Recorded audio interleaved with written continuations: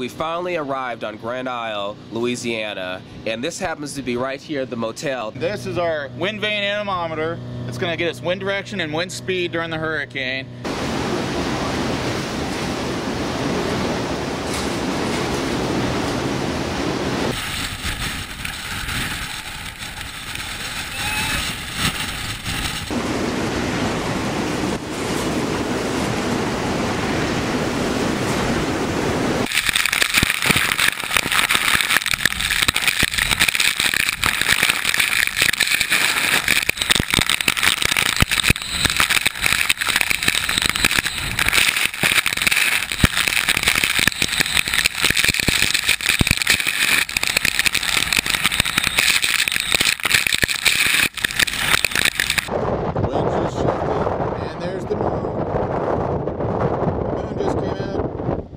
The eye went over us, the winds became dead calm, and now since it's moving away, they have shifted to the southwest. We're also noticing that now the water level is starting to rise yet again.